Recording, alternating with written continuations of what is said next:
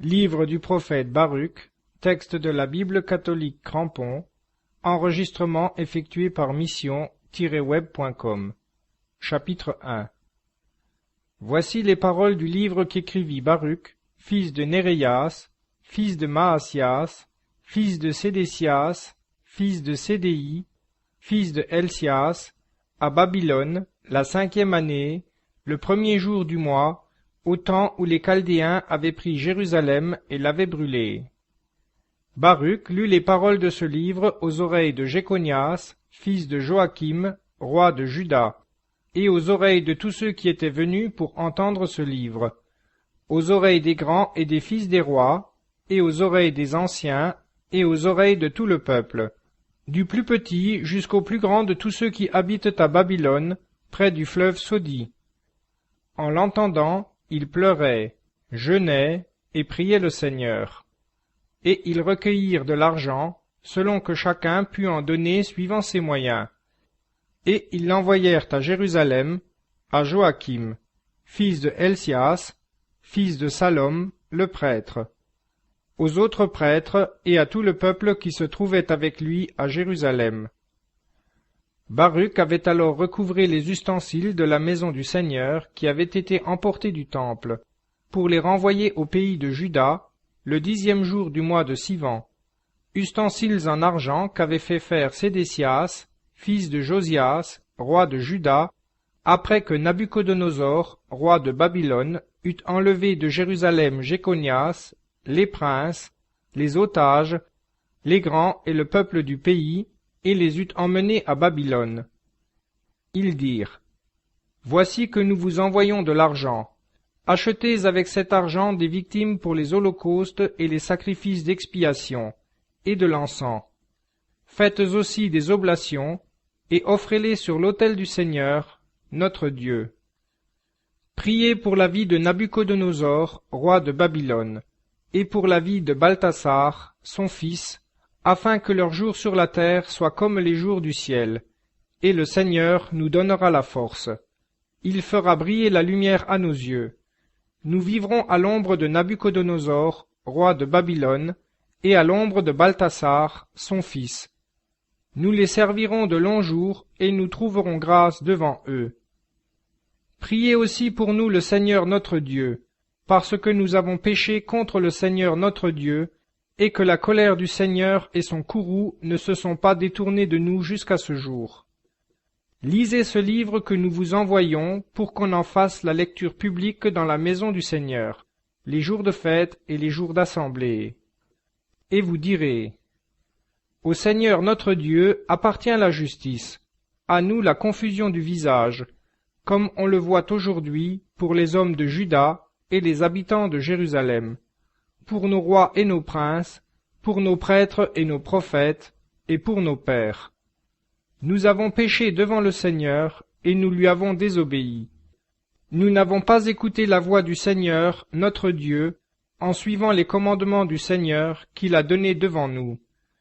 Depuis le jour où le Seigneur a tiré nos pères du pays d'Égypte jusqu'aujourd'hui, nous avons été indociles envers le Seigneur notre Dieu. Et, dans notre folie, nous nous sommes détournés pour ne pas entendre sa voix.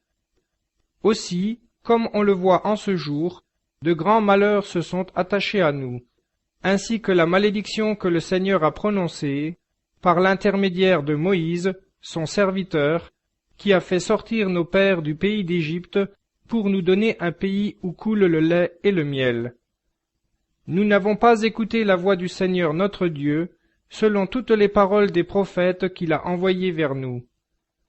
Et nous sommes allés, chacun selon l'inclination de son cœur méchant, servir des dieux étrangers, faire le mal sous les yeux du Seigneur notre Dieu. Chapitre 2. C'est pourquoi le Seigneur notre Dieu a accompli sa parole, qu'il avait prononcée contre nous, contre nos juges qui ont jugé Israël, contre nos rois, contre nos chefs, et contre tous les hommes d'Israël et de Juda, nous menaçant de faire venir sur nous de grandes calamités, telles qu'il n'en a pas existé sous tout le ciel comme il en a existé à Jérusalem, selon ce qui est écrit dans la loi de Moïse. savoir que nous mangerions chacun la chair de son fils et chacun la chair de sa fille. Et il les a mis sous la main de tous les rois qui nous entourent, pour être un objet d'opprobre et de stupéfaction, pour tous les peuples au milieu desquels le Seigneur nous a dispersés. Et nous avons été assujettis au lieu de commander, parce que nous avons péché contre le Seigneur, notre Dieu, en n'obéissant pas à sa voix. Au Seigneur, notre Dieu, appartient la justice, à nous et à nos pères la confusion du visage, comme on le voit en ce jour. Tous ces mots dont le Seigneur nous avait parlé à notre sujet sont venus sur nous, et nous n'avons pas prié la face du Seigneur de faire revenir chacun de nous des pensées de son cœur mauvais. Aussi le Seigneur a veillé sur le mal, et le Seigneur l'a fait venir sur nous, car le Seigneur est juste dans toutes les œuvres qu'il nous a commandées. Et nous n'avons pas écouté sa voix, en observant les préceptes du Seigneur qu'il a mis devant nous. Et maintenant, Seigneur, Dieu d'Israël, qui avez fait sortir votre peuple du pays d'Égypte par une main forte, par des miracles et des prodiges, avec une grande puissance et un bras élevé, et qui vous êtes fait un nom, comme on le voit en ce jour, nous avons péché, nous avons fait des actes impies, nous avons commis l'iniquité. Seigneur notre Dieu, à propos de tous vos préceptes, que votre colère se détourne de nous, puisque nous ne sommes plus qu'un faible reste parmi les nations où vous nous avez dispersés. Exaucez, Seigneur, notre prière et notre supplication. Délivrez-nous à cause de vous-même, et faites-nous trouver faveur devant ceux qui nous ont déportés, afin que toute la terre sache que vous êtes le Seigneur, notre Dieu, puisque votre nom a été invoqué sur Israël et sur sa race. Regardez, Seigneur, de votre demeure sainte, songez à nous, inclinez votre oreille et écoutez. Ouvrez les yeux et considérez. Ce ne sont pas les morts dans le Sheol, dont l'esprit est sorti de leurs entrailles, qui rendent gloire au Seigneur. Mais le vivant, attristé de la grandeur de ses maux, qui marche courbé et sans force, dont les yeux sont languissants, dont l'âme est affamée. C'est lui qui vous rend gloire et justice, Seigneur. Car ce n'est pas à cause de la justice de nos pères et de nos rois que nous répandons notre prière devant vous, Seigneur, notre Dieu. Car vous avez envoyé sur nous votre colère et votre indignation, comme vous l'aviez proclamé par vos serviteurs les prophètes, en disant : Ainsi parle le Seigneur. Inclinez vos épaules et votre cou, et servez le roi de Babylone, et vous demeurerez dans le pays que j'ai donné à vos pères. Que si vous n'écoutez pas la voix du Seigneur, votre Dieu, en servant le roi de Babylone, je ferai cesser, dans les villes de Juda et hors de Jérusalem, le chant de joie et le chant d'allégresse, le chant du fiancé et le chant de la fiancée, et tout le pays deviendra un désert, sans habitants. Nous n'avons pas écouté votre voix en servant le roi de Babylone, et vous avez accompli vos paroles, prononcées par l'organe de vos serviteurs les prophètes, annonçant que les ossements de nos rois et les ossements de nos pères seraient ôtés de leurs sépulcres. Et voici qu'ils l'ont été, en effet, jetés sur le sol, exposés aux ardeurs du soleil et au froid de la nuit. Et nos pères sont morts dans de cruelles souffrances, par la faim, par le glaive et par la peste. Vous avez réduit la maison sur laquelle votre nom était invoqué, dans l'état où elle est aujourd'hui, à cause de la méchanceté de la maison d'Israël et de la maison de Juda. Vous avez agi envers nous, Seigneur notre Dieu, selon toute votre bonté et selon toute votre grande miséricorde, comme vous l'aviez déclaré par l'organe de votre serviteur Moïse, au jour où vous lui ordonnâtes d'écrire votre loi, en présence des enfants d'Israël, en disant : Si vous n'écoutez pas ma voix, cette grande et vaste multitude sera réduite à un très petit nombre, parmi les nations où je les disperserai. Car je sais bien qu'ils ne m'écouteront pas, parce que c'est un peuple à la tête dure. Mais ils rentreront en eux-mêmes dans le pays de leur exil, et ils sauront que je suis le Seigneur, leur Dieu, et je leur donnerai un cœur qui comprenne et des oreilles qui entendent. Et ils me loueront dans le pays de leur exil, et ils se souviendront de mon nom. Ils renonceront à leurs coups raides et à leurs maximes perverses, parce qu'ils se souviendront du sort de leurs pères, qui ont péché devant le Seigneur. Et je les ramènerai dans le pays que j'ai promis par serment à leur père, à Abraham, à Isaac et à Jacob. Et ils en seront les maîtres, et je les multiplierai, et ils ne diminueront point. Je ferai avec eux une alliance éternelle, afin que je sois leur Dieu, et qu'ils soient mon peuple, et je ne chasserai plus mon peuple d'Israël du pays que je leur ai donné. Chapitre 3. Seigneur Tout-Puissant, Dieu d'Israël, une âme dans l'angoisse et un esprit inquiet crie vers vous. Écoutez, Seigneur, et ayez pitié, parce que nous avons péché devant vous. Car vous êtes assis sur un trône éternel, et nous périssons sans retour. Seigneur Tout-Puissant, Dieu d'Israël, écoutez la prière des morts d'Israël et des fils de ceux qui ont péché devant vous, eux qui n'ont pas écouté la voix de leur Dieu, et sont cause que ces malheurs se sont attachés à nous. Ne vous souvenez plus des iniquités de nos pères, mais souvenez-vous, à cette heure, de votre puissance et de votre nom. Car vous êtes le Seigneur notre Dieu, et nous vous louerons, Seigneur. C'est pour cela que vous avez mis votre crainte dans nos cœurs, pour que nous invoquions votre nom. Et nous vous louerons dans notre exil, car nous avons écarté de nos cœurs l'iniquité de nos pères, qui ont péché devant vous. Voici que nous sommes aujourd'hui dans notre terre d'exil, où vous nous avez dispersés pour l'opprobre, la malédiction et l'expiation, selon toutes les iniquités de nos pères, qui se sont détournés du Seigneur, notre Dieu. Écoute, Israël, les commandements de vie. Prête l'oreille pour apprendre la prudence. D'où vient, Israël, d'où vient que tu es dans le pays de tes ennemis, que tu languis sur une terre étrangère, que tu te souilles avec les morts, et que tu es compté parmi ceux qui sont descendus au Sheol. Tu as abandonné la source de la sagesse, car si tu avais marché dans la voie de Dieu, tu habiterais à jamais dans la paix. Apprends où est la prudence, où est la force, où est l'intelligence, afin que tu saches en même temps où est la longueur des jours et la vie, où est la lumière des yeux et la paix. Qui a trouvé le lieu de la sagesse, et qui est entré dans ses trésors?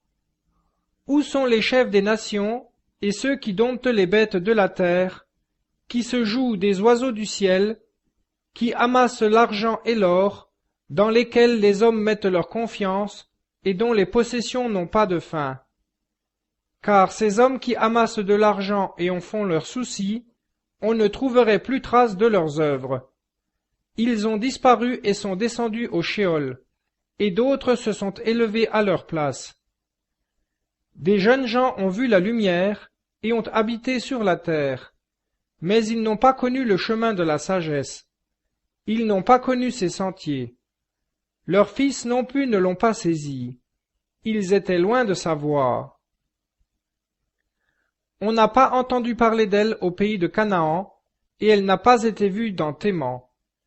Et les fils d'Agar qui cherchent la prudence qui est de la terre, les marchands de Merra et de Théman, les interprètes de paraboles et les chercheurs de prudence n'ont pas connu la voie de la sagesse, et ne se sont pas souvenus de ses sentiers. Ô Israël, quelle est grande la maison de Dieu, qu'il est vaste le lieu de son domaine. Il est vaste et n'a point de bornes, il est élevé et immense. Là vécurent dès l'origine les géants fameux, à la haute stature et habiles dans la guerre. Ce n'est pas eux que Dieu a choisis, et il ne leur a pas appris le chemin de la sagesse. Et ils ont péri parce qu'ils n'avaient pas la vraie science. Ils ont péri à cause de leur folie. Qui est monté au ciel et a saisi la sagesse, et l'a fait descendre des nuées? qui a passé la mer et, l'ayant trouvée, l'a rapportée au prix de l'or le plus pur. Il n'y a personne qui connaisse ses voies, ni qui observe ses sentiers. Mais celui qui sait toute chose la connaît, il la découvre par sa prudence. Celui qui a affermi la terre à jamais, et qui l'a remplie d'animaux à quatre pieds, qui envoie la lumière, et elle part, qui l'appelle, et elle lui obéit en tremblant. Les étoiles brillent à leur poste, et elles sont dans la joie. Il les appelle, et elles disent « Nous voici ». Et elles brillent joyeusement pour celui qui les a créées. C'est lui qui est notre Dieu, et nul autre ne lui est comparable.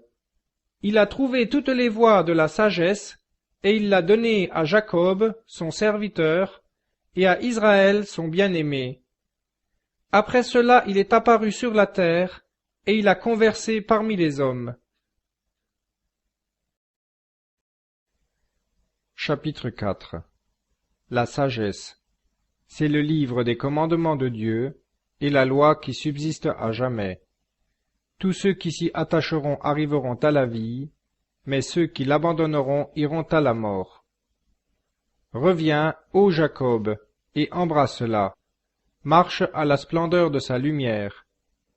Ne donne pas ta gloire à un autre, ni tes avantages à une nation étrangère. Heureux sommes-nous, ô Israël, parce que ce qui plaît à Dieu nous a été révélé. Prends courage, ô mon peuple, souvenir d'Israël. Vous avez été vendus aux nations, non pour la ruine, mais parce que vous avez excité la colère de Dieu, vous avez été livrés aux oppresseurs. Car vous avez irrité celui qui vous a fait, en offrant des sacrifices aux démons, et non à Dieu. Vous avez oublié celui qui vous a nourri, Dieu éternel, et vous avez contristé celle qui vous a élevé, Jérusalem. Car elle a vu fondre sur vous la colère de Dieu, et elle a dit, « Écoutez, voisines de Sion, car Dieu m'a envoyé un grand deuil. J'ai vu la captivité de mes fils et de mes filles, que l'Éternel a fait venir sur eux. Je les avais nourris dans la joie, et je les ai laissés partir dans les larmes et le deuil. Que nul ne se réjouisse en me voyant veuve et délaissée d'un grand nombre. Je suis déserte à cause des péchés de mes fils, parce qu'ils se sont détournés de la loi de Dieu, qu'ils ont méconnu ses commandements, qu'ils n'ont pas marché dans la voie des préceptes de Dieu, et n'ont pas suivi les sentiers de la discipline, selon sa justice. Qu'elles viennent, les voisines de Sion. Souvenez-vous de la captivité de mes fils et de mes filles, que l'Éternel a amenée sur eux. Car il a fait venir contre eux une nation lointaine, une nation cruelle, au langage barbare, qui n'a eu ni respect pour le vieillard, ni compassion pour l'enfant, qui a emmené les bien-aimés de la veuve, et m'a laissé seul, privé de mes filles. Et moi, comment pourrais-je vous secourir? Celui qui a fait venir ces maux sur vous, c'est lui qui vous tirera de la main de vos ennemis. Allez, mes fils, allez, pour moi, je reste seul. J'ai quitté la robe des jours heureux, j'ai revêtu le sac de ma supplication. Je crierai au Très-Haut tous les jours de ma vie. Courage, mes fils, criez au Seigneur, et il vous arrachera à la puissance, aux mains de vos ennemis. J'attends de l'Éternel votre délivrance, et la joie me vient, de la part du Saint, pour la miséricorde qui vous viendra bientôt de l'Éternel, votre Sauveur. Je vous ai laissé partir dans les larmes et le deuil, mais Dieu vous ramènera à moi dans la joie et l'allégresse, pour toujours. Comme les voisines de Sion ont vu votre captivité, ainsi elles verront bientôt votre délivrance de la part de Dieu, laquelle vous viendra avec une grande joie et un grand éclat de l'Éternel. Mes fils, supportez avec patience la colère de Dieu qui est venue sur vous. Votre ennemi vous a persécuté, mais bientôt vous verrez sa ruine, et mettrez le pied sur son cou. Mes fils les plus délicats ont marché par d'âpres chemins. Ils ont été enlevés comme un troupeau volé par l'ennemi. Courage, mes fils, et criez au Seigneur, car celui qui a fait venir sur vous ces maux se souviendra de vous. Car, comme votre pensée a été de vous éloigner de Dieu, revenu à lui, vous mettrez 10 fois plus d'ardeur à le chercher. Car celui qui a fait venir sur vous le malheur vous amènera, en vous sauvant, une joie éternelle. Courage, Jérusalem, celui qui t'a donné son nom te consolera. Malheureux ceux qui t'ont maltraité et se sont réjouis de ta chute.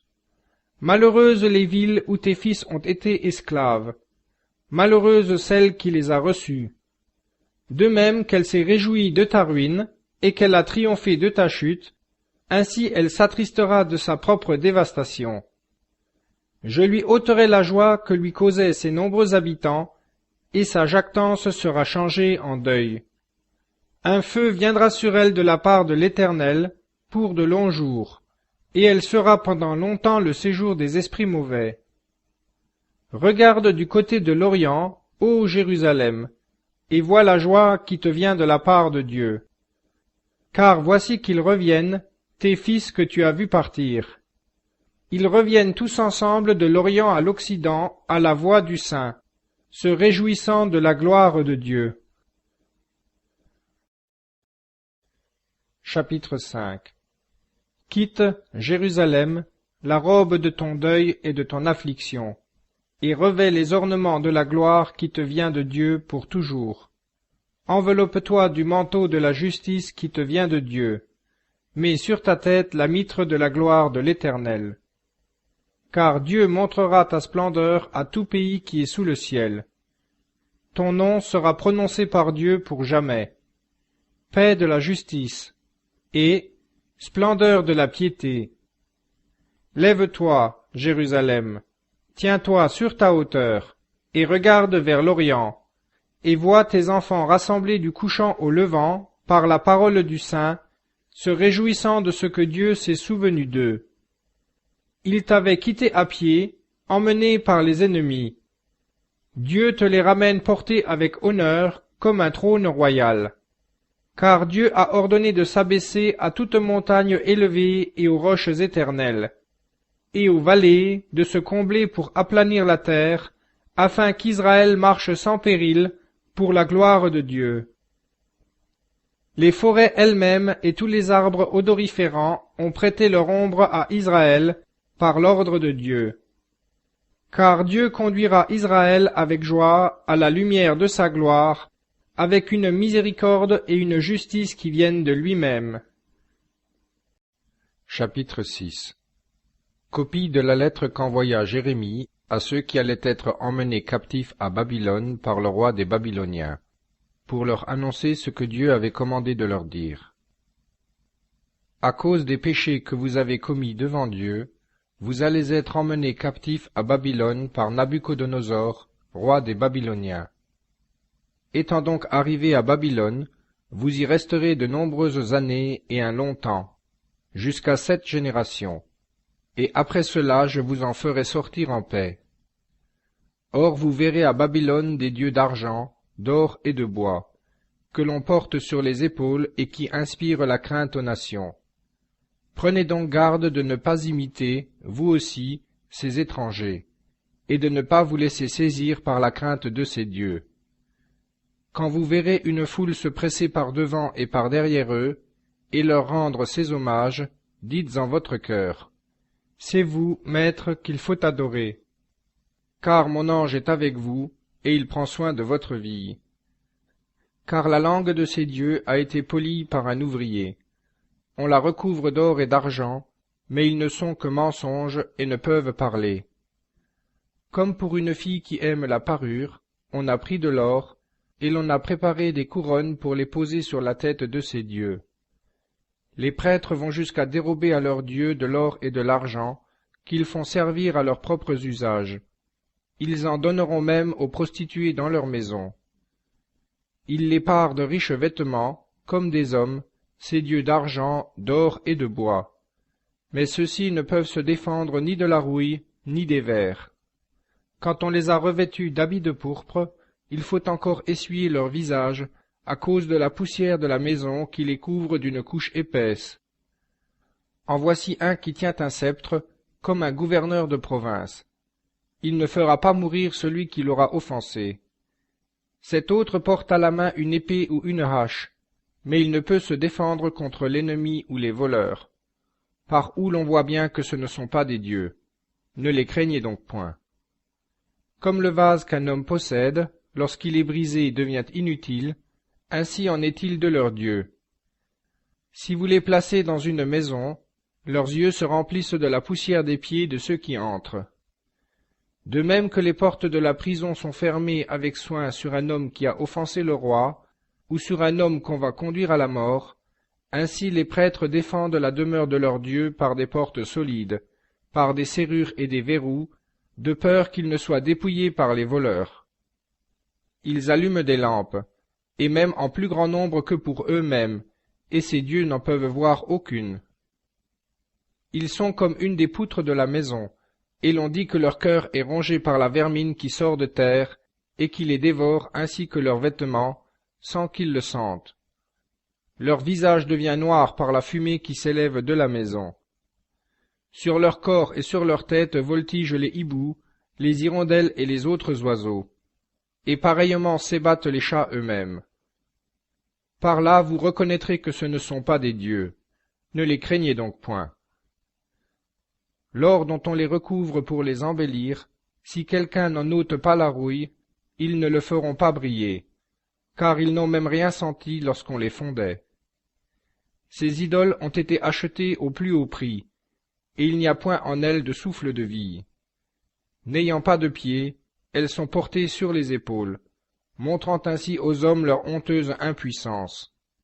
Qu'ils soient confondus avec elles ceux qui les servent. Si elles tombent à terre, elles ne se relèveront pas d'elles-mêmes, et si quelqu'un les pose debout, elles ne se mettront pas d'elles-mêmes en mouvement, et si elles penchent, elles ne se redresseront pas. C'est comme devant des morts qu'on met devant elles des offrandes. Les prêtres vendent les victimes qu'on leur offre et en font leur profit. Leurs femmes en font des salaisons, et ne donnent rien ni aux pauvres, ni à l'infirme. Les femmes en couche ou dans un état impur touchent à leurs sacrifices. Sachant donc par ces choses que ce ne sont pas des dieux, ne les craignez point. Et pourquoi les appeler des dieux?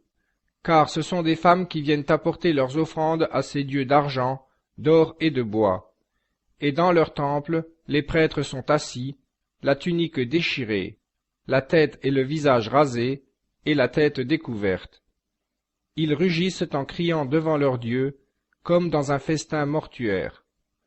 Leurs prêtres leur enlèvent leurs vêtements, et ils en habillent leurs femmes et leurs enfants. Qu'on leur fasse du mal ou qu'on leur fasse du bien, ils ne pourront rendre ni l'un ni l'autre. Ils sont incapables d'établir un roi ou de le renverser. Ils ne peuvent pas davantage donner la richesse, ni même une pièce de monnaie. Si quelqu'un leur ayant fait un vœu ne s'en acquitte pas, ils ne réclament pas. Ils ne sauveront pas un homme de la mort. Ils n'arracheront point le faible de la main d'un puissant. Ils ne rendront pas la vue à un aveugle, et ne délivreront pas celui qui est dans la détresse. Ils n'auront pas pitié de la veuve, et ne feront pas de bien à l'orphelin. Elles ressemblent aux rochers détachés de la montagne, ces idoles de bois, recouvertes d'or et d'argent, et ceux qui les servent seront confondus. Comment croire ou dire que ce sont des dieux? Les Chaldéens eux-mêmes les déshonorent, lorsque, voyant un homme qui ne peut parler, ils le présentent à Bel, demandant que le muet parle, comme si le dieu pouvait entendre quelque chose. Et quoiqu'ils s'en rendent compte, ils ne peuvent abandonner ces idoles, car elles n'ont pas le sentiment. Les femmes, entourées d'une corde, vont s'asseoir sur les chemins, brûlant de la farine grossière. Et quand l'une d'elles, entraînée par quelque passant, a dormi avec lui, elle reproche à sa voisine de n'avoir pas été jugée digne du même honneur, et de n'avoir pas vu rompre sa tresse de jonc. Tout ce qui se fait à l'égard des idoles est mensonge. Comment donc croire ou dire que ce sont des dieux? Ils ont été façonnés par des artisans et des orfèvres. Ils ne sauraient être autrement que les ouvriers veulent qu'ils soient. Et les ouvriers qui les ont façonnés n'ont pas longtemps à vivre. Comment donc leur ouvrage serait-il de longue durée?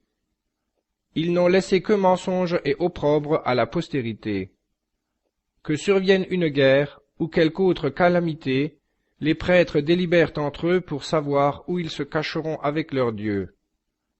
Comment donc ne comprend-on pas que ceux-là ne sont pas des dieux qui ne peuvent se sauver de la guerre ou d'une autre calamité? Ces idoles de bois, recouvertes d'or et d'argent, seront reconnues plus tard comme n'étant que mensonges. Pour toutes les nations et pour tous les rois, il sera évident qu'elles ne sont pas des dieux, mais des ouvrages de main d'homme, et qu'il n'y a en elles aucune œuvre divine. Pour qui donc ne serait-il pas évident que ce ne sont pas des dieux? Ils n'établiront jamais un roi sur un pays, et ne donneront pas la pluie aux hommes. Ils ne sauront pas juger leurs propres affaires, et ils ne protégeront pas contre l'injustice, puisqu'ils ne peuvent rien, semblables à des corneilles qui se tiennent entre le ciel et la terre. Et lorsque le feu tombera sur la maison de ces dieux de bois, recouverts d'or et d'argent, leurs prêtres prendront la fuite et seront sauvés, mais eux seront consumés comme des poutres au milieu des flammes. Ils ne résisteront ni à un roi, ni à une armée ennemie. Comment admettre ou penser que ce sont des dieux? Ils n'échapperont pas aux voleurs et aux brigands, ces dieux de bois, recouverts d'argent et d'or. Des hommes plus puissants qu'eux enlèveront l'argent et l'or, et s'en iront avec les riches vêtements dont on les a couverts, et ces dieux ne pourront se secourir eux-mêmes. Aussi vaut-il mieux être un roi déployant sa force, ou un vase utile dans la maison, dont le maître se sert, que d'être ces faux dieux. Ou bien une porte à une maison qui garde ce qui s'y trouve, que d'être ces faux dieux. Ou encore une colonne de bois dans la maison d'un roi, que d'être ces faux dieux. Le soleil, la lumière et les astres, qui sont brillants et envoyés pour l'utilité des hommes, obéissent à Dieu. De même encore l'éclair, lorsqu'il paraît, est beau à voir. Le vent aussi souffle sur tout le pays. Et les nuées, lorsque Dieu leur commande de parcourir toute la terre, exécutent ce qui leur est ordonné. Le feu également, lorsqu'il est envoyé d'en haut pour consumer les montagnes et les forêts, fait ce qui lui a été commandé. Mais les idoles ne sont pas comparables, ni en beauté ni en puissance, à toutes ces choses. Il ne faut donc ni penser ni dire que ce sont des dieux, puisqu'elles ne peuvent ni discerner ce qui est juste, ni faire du bien aux hommes. Sachant donc que ce ne sont pas des dieux, ne les craignez point. Ils sont incapables de maudire ou de bénir les rois. Ils ne font pas voir aux nations des signes dans le ciel. Ils ne brillent pas comme le soleil, ils n'éclairent pas comme la lune. Les bêtes valent mieux qu'eux, puisqu'elles peuvent en fuyant trouver un abri et être utiles à elles-mêmes. Ainsi, d'aucune manière il n'est évident pour nous que ce sont des dieux. Ne les craignez donc pas. De même qu'un épouvantail dans un champ de concombres ne préserve de rien, ainsi en est-il de leurs dieux de bois, recouverts d'or et d'argent. Tout semblable à un buisson d'épines dans un jardin, sur lequel tous les oiseaux se posent, ou à un mors jeté dans un lieu obscur, tels sont leurs dieux de bois, recouverts d'or et d'argent. La pourpre elle-même et l'écarlate qui se gâtent sur eux font voir que ce ne sont pas des dieux. Eux-mêmes finiront par être dévorés et deviendront une honte dans le pays. Mieux vaut l'homme juste qui n'a pas d'idole, il n'aura pas à craindre la confusion.